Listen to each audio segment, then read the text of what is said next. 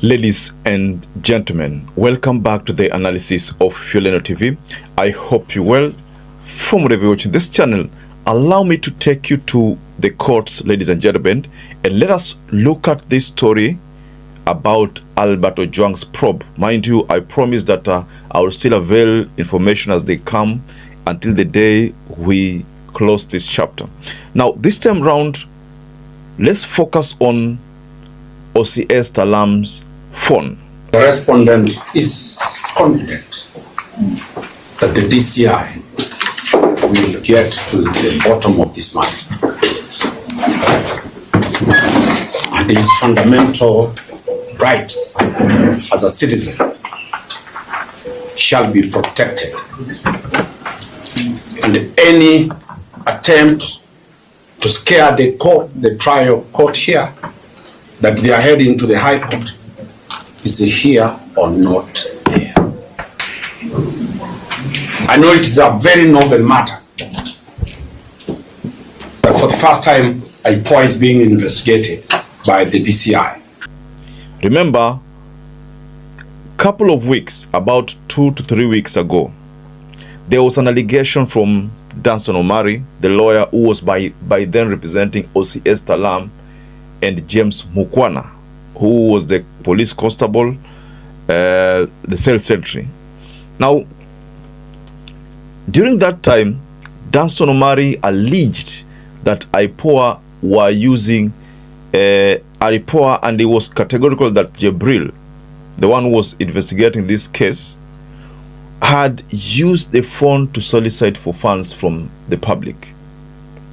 Now that did not sit well with the IPOA team, and that move forced the DCI to be brought in to investigate IPOA. Now the DCI has requested additional days, 14 days, to continue with their investigation on the IPOA phone fraud case. I know there are people who say that hii ni ile mchezo ya town. Someone reacted by saying that hii ni ile mchezo ya town.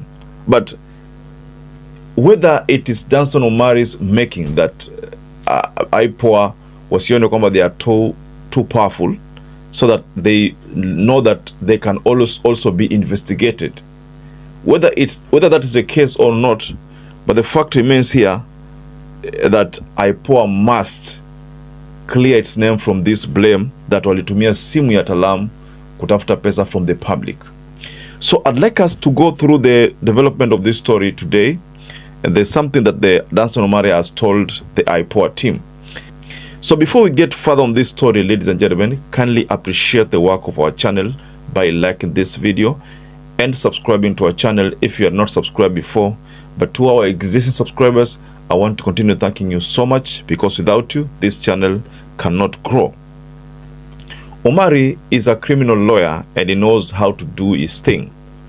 So in this case, his objective or intention is to make sure that OCS Talam is pronounced not guilty, and then someone else is brought to court.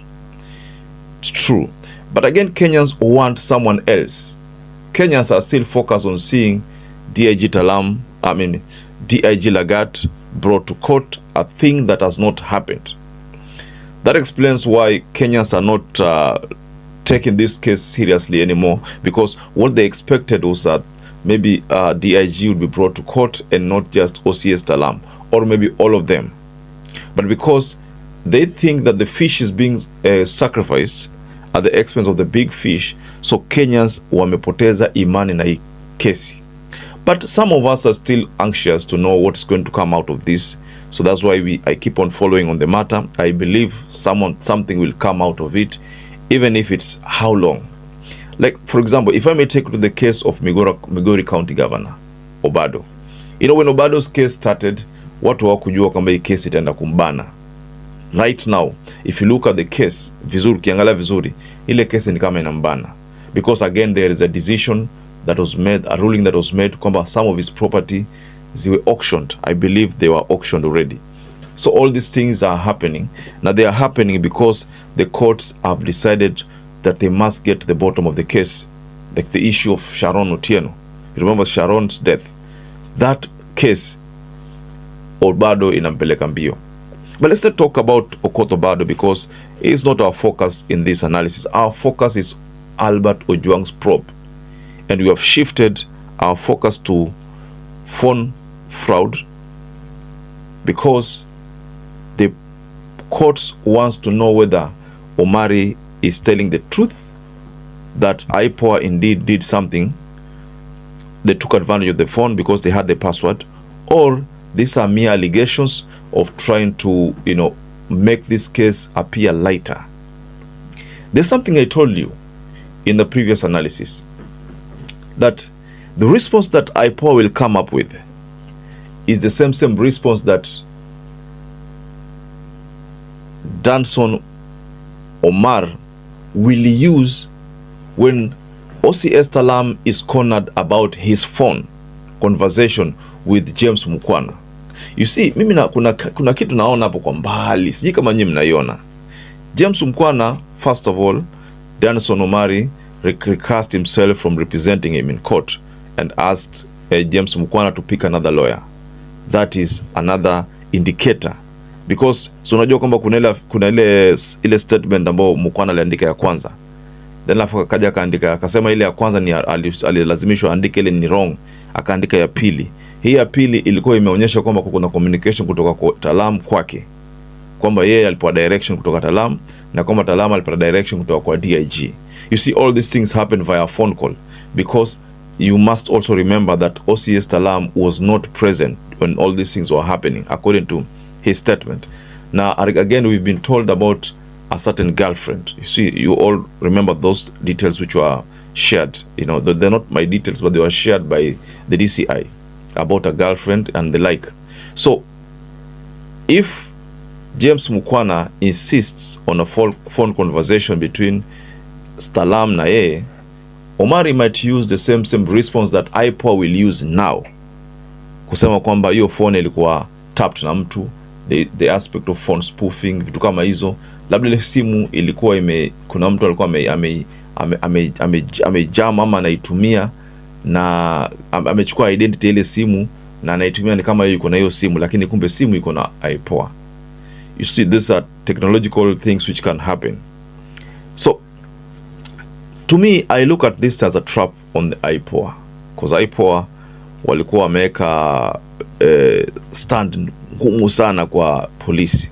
Lazima tupate mtu safari, lazima tushike mtu. Kwanza watu wamekuwa watupatie evidence ya kutosha, lazima tushike mtu. So because that was their position, lawyers ni watu wengine wajanja sana, and especially criminal lawyers, very smart people again. So we are not trying to conclude on this issue. Remember, the courts are handling it. We will get updates on this matter. I can't say, I can't say, hey, no. The courts will make a determination, and then when they finally do present the determination, I'm going to share it, ladies and gentlemen. So perhaps if you're watching this video and you've not subscribed, take 1 second and subscribe, like this video. Until you catch up again, stay safe and stay blessed.